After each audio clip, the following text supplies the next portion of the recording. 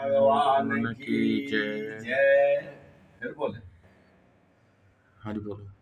प्रेम से बोले श्री रामचंद्र भगवान की जय।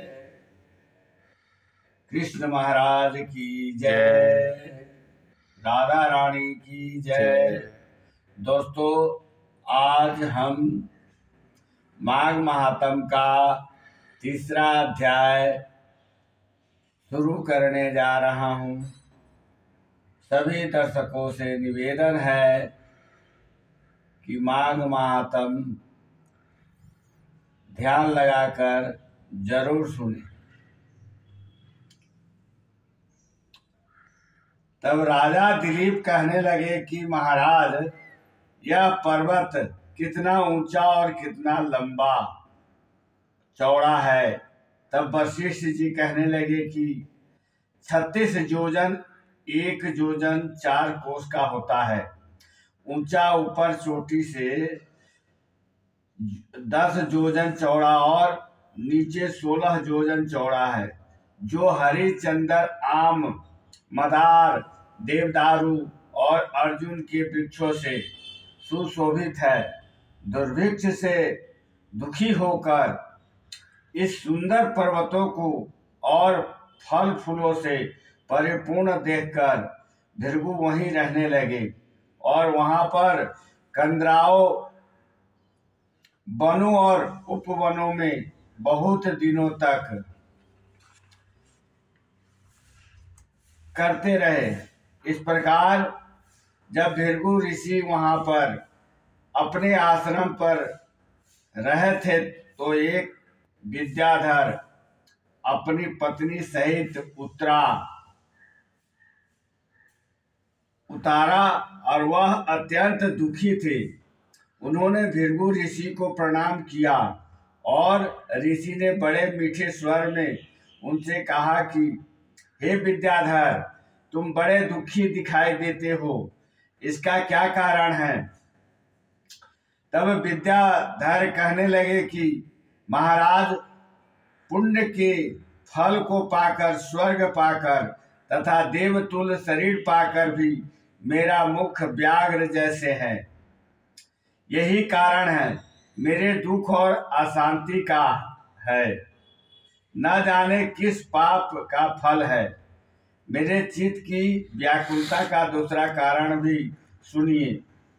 यह मेरी पत्नी अति रूपवती, मीठा वचन बोलने वाली, नाचते और गाने की कला में अति प्रवीण, शुद्ध चित्त वाली, सातों सुरों वाली, वीणा को बजाने वाली, जिसने अपने कंठ से गाकर नारद जी को प्रसन्न किया, नाना स्वरों के नाद से वीणा बजाकर कुबेर को प्रसन्न किया, अनेक प्रकार के नाच तल में शिवजी महाराज भी अति प्रसन्न और रोमांचित हुए। शील, उदारता, रूप तथा यौवन में स्वर्ग की कोई अप्सरा भी इस जैसी नदी है। कहाँ ऐसी चंद्रमुखी स्त्री, और कहाँ मैं व्याघ्र मुख वाला। यही चिंता सदैव मेरे हृदय को जलाती है।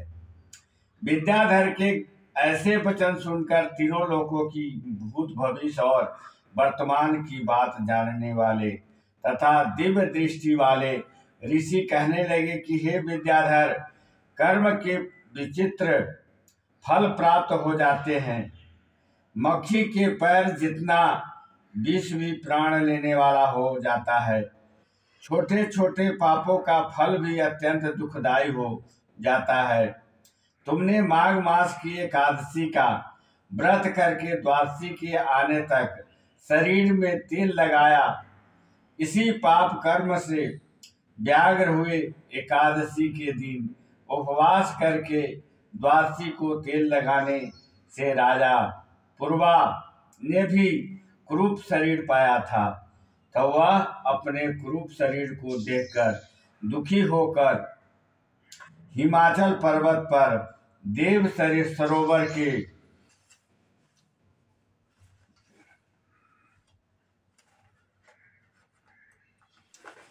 देव सरोवर की किनारे पर गया।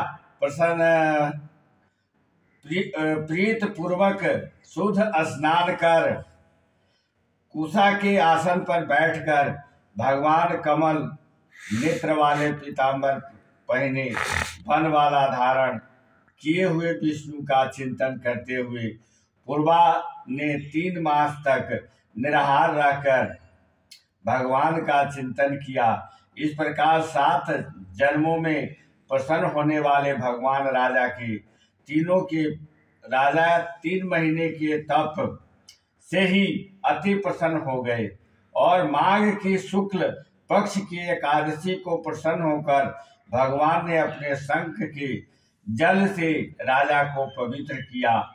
भगवान ने उसके तेल लगाने की बात याद दिलाकर सुंदर देवताओं का सा रूप दिया, जिसको देखकर उर्वशी भी उसको चाहने लगी और राजा सुकृत होकर अपनी पुरी को चला गया। भृगु ऋषि कहने लगे कि हे विद्याधर, इसलिए तुम क्यों दुखी होते हो? यदि तुम अपना यह राक्षसी रूप छोड़ना चाहते हो तो मेरा कहना मानकर जल्दी ही पापों को नष्ट करने वाली हेमकूट नदी में माघ में स्नान करो, जहाँ पर ऋषि सिद्ध देवता निवास करते हैं। अब मैं इसकी विधि बतलाता हूँ। तुम्हारे भाग्य से माघ मास आज से 5वें दिन ही आने वाला है। पौष शुक्ला एकादशी से इस व्रत को आरंभ करो। भूमि में स्नान करके महीना भर निराहार रहो। सब लोगों का त्याग कर तीनों समय शिवजी स्तोत्र और मंत्रों से पूजन करोगे तो तुम्हारा मुख कामदेव के समान हो जाएगा और देवता भी तुम्हारा मुख देखकर चकित हो जाएंगे और तुम अपनी पत्नी के साथ सुखपूर्वक क्रीड़ा करोगे। माघ मास के प्रभाव को जानकर सदा माघ मास में स्नान करो। पाप और दरिद्रता से बचने के लिए मनुष्य को सदा यत्न से माघ मास का स्नान करना चाहिए। यह स्नान सदा सब दानों और जगों के फलों को देता है और पापों का क्षय होता है। वशिष्ठ जी कहते हैं कि हे राजा दिलीप, कि यह कथा भृगु जी ने विद्याधर को सुनाई थी। माघ स्नान जोगों से भी बढ़कर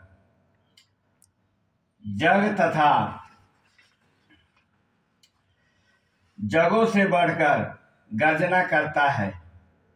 पुष्कर, कुरुक्षेत्र, ब्रह्मा पर्वत, वर्त, काशी, प्रयाग तथा गंगा सागर जैसा संगमों से मनुष्यों को जो फल 10 वर्ष में मिलता है, उतना ही फल माघ स्नान में करने से 3 दिन में मनुष्य को मिलता है। इसमें संशय नहीं है कि चिरकाल तक स्वर्ग में रहने की इच्छा करने वाले मनुष्यों को सदा यत्न से माघ मास में स्नान करना चाहिए। आयु, आरोग्य, धन रूप कल्याण और गुण प्राप्त करने वालों को माघ का स्नान कभी भी नहीं छोड़ना चाहिए। स्नान करने वाला इस लोक तथा परलोक में सदा सुख पाता है। वशिष्ठ जी कहते हैं कि हे दिलीप, भृगु जी के यहाँ वचन सुनकर वह विद्याधर अपनी स्त्री सहित उसी स्थान पर पर्वत के झरने में माघ मास का स्नान करता रहा और उसके प्रभाव से उसका मुख देव सदृश हो गया और वह मणिग्रीव पर्वत पर आनंद से रहने लगे। और भृगु जी भी नियम की समाप्ति पर शिष्यों सहित इवा नदी के तट पर आ गए। प्रेम से बोले श्री रामचंद्र भगवान की जय। कथा